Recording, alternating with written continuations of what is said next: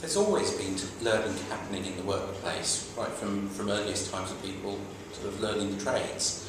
But we've always found that actually the best way to do learning in the workplace is build it around people's experience. But the really key thing about making workplace learning really effective is the support that's given to people in the workplace. So the support that's provided, in our case by the tutors, actually enables people to ask questions about the learning and then immediately put it into practice with somebody guiding them. So workplace learning is really effective when you can bring all of these elements together, and that can deliver a really valid, useful, practical work-based learning experience for the learners.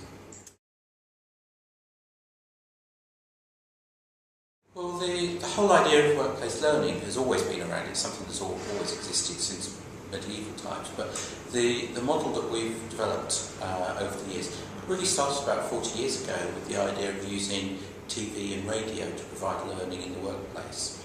I think the early days of the Open University was very much about giving people skills in contexts like teachers, where they couldn't take time out of the day to do their learning. That's now developed to addressing skills across all types of professions. So the model really in this country is about 40 years old.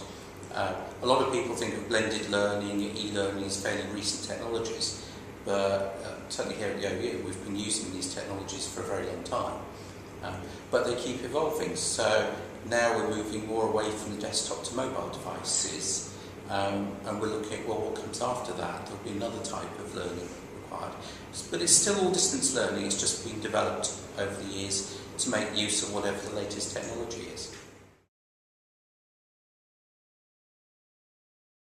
Well, the really big benefit for the employer is the fact that the students don't have to take any time away from the workplace.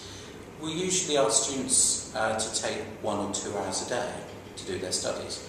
Now, most of that is actually learning a little bit through the website, through the written materials, but a lot of it is actually just doing their job.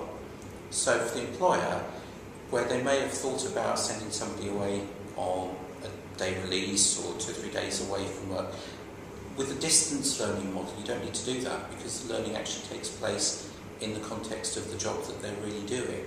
So there's a lot of value for employers because they get enhanced skills without actually taking anybody away from the workplace. For the individuals, it's the ability to actually learn with their employer. They can actually put things into practice. If you think of a lot of people as they're learning new materials, they learn them maybe in a university context where they've been away for 3 years, but they don't actually get the opportunity to try it straight away. And a lot of studies have shown that by the time they get to apply things in a real job, they're only bringing forward a certain amount of what they've remembered.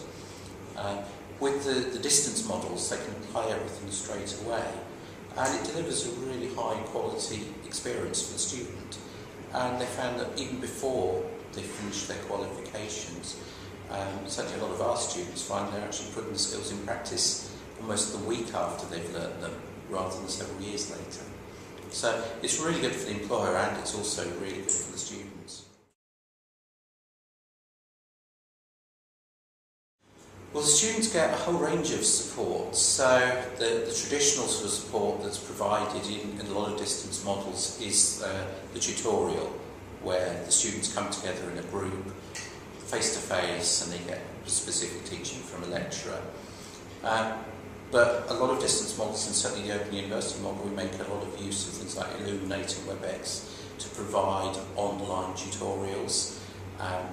We record all of those so people can catch up on the tutorials at a later date if they can't make the sessions. We have a lot of interactive forums for students to engage with fellow students and with tutors. So it's a high use of technology to enable students to network with each other, to ask questions of each other. And a lot of informal groups spring up, so there's a lot of informal learning going on, where 3 or 4 students might just get together to chat about their latest assignment or the latest module that they've just been reading. So we act as more of a facilitator, where we provide a lot of tools, a lot of opportunities, and the students can find the ones that work best for them. And that we found that really provides a valuable learning experience for the student. I think if we look at the history of the Open University, we've gone from radio and TV, we've gone to CDs, we've gone to the web, now we're moving to mobile technology. I think going forward, things like informal learning is going to become a greater part of what we're doing. Students finding their own learning resources, and we provide more of a structure to help them guide their way through that so that they can actually reach a qualification point. But as more and more resources become available for students, actually helping guide them is going to become more part of the educational process. But it's just going to be a wider use of technology, lots of different contexts, so that people can learn wherever they are, whatever job they're doing.